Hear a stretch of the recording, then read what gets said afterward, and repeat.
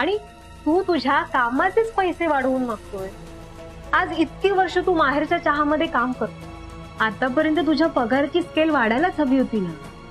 हे बघ आदित्य, माहेरच्या चहामधल्या बाकीच्या एम्प्लॉईजचे किती छान पगार वाढलेत।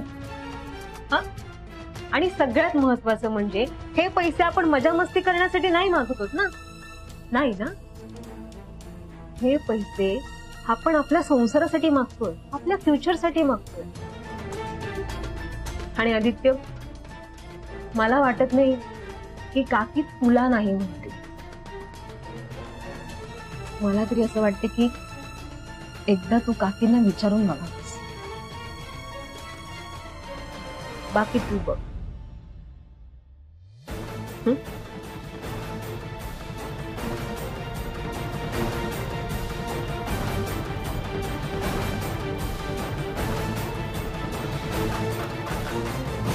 ठीक आहे, मी करतो विचार।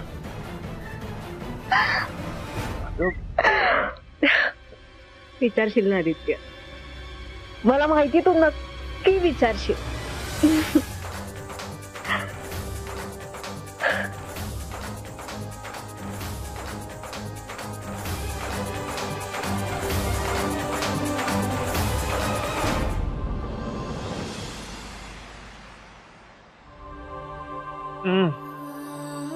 हे खरं नाहीये।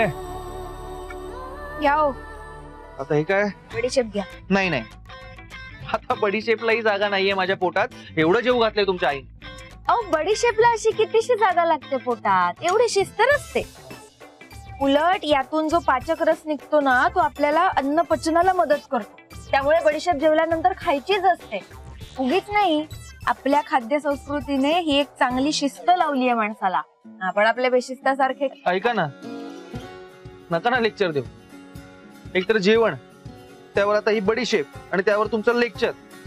तेवढं सगळं पचवण्याची ताकद नाही हो माझ्यात। गप्प बसा, घ्या। अरे यार, थोडी तरी घ्या। थोडी द्या, थोडी द्या, बस बस बस बस बस बस। ऐका ना, बडीशेप खाल्ली आहे मी, निघा आता, मला शतपावली करू द्या प्लीज। काय? एवढं दचकायला काय झालं? शतपावली करू दे एवढंच म्हणालो मी। तुम्ही शतपावली करताय? नाही म्हणजे शतपावली करणं हा सुद्धा आपल्या परंपरेचाच भाग आहे। उगीच तुम्हाला असं वाटायला नको की आपणच नव्याने शोध लावला म्हणून म्हटलं। ऐका ना, कशाला त्रास देताय? निघा ना प्लीज। हात जोडू का? निघा प्लीज।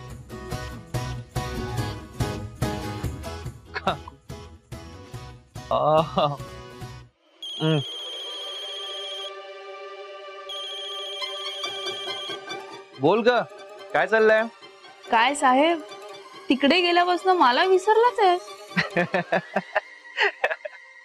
अगं काही नाही, तसं काही नाहीये, पण इथे धमाल सुरू आहे नुसती।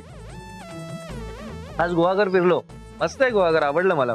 काकूंची टपरी पाहिली, त्यांचं कौतुक ऐकलं।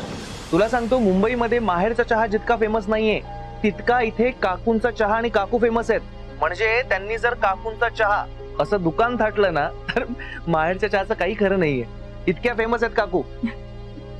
काय सांगतोयस काय? हो ना, त्यात काकूंच्या घरच्यांनी आज तुडुंब जेवू घातलंय ग। पोट एकदम गच्च झालंय माझं।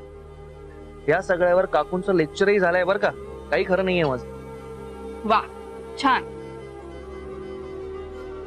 म्हणजे काऊचं लेक्चर ऐकून तुझं पोट भरलं असेल हे नक्की। हो ना, आज त्यांची टपरी दाखवली त्यांनी मला, आणि उद्या त्या मला त्यांचं काय जुनं घर दाखवणार।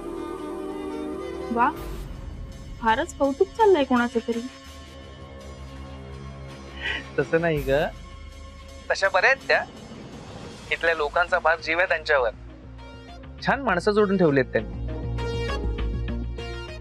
बरं ऐक ना, मी ना आता फोन ठेवतो, खरंच पोट खूप गच्च झालंय, मला चालताही येत नाहीये, मी जरा पडतो। उद्या बोलू आपण, ओके? Bye bye.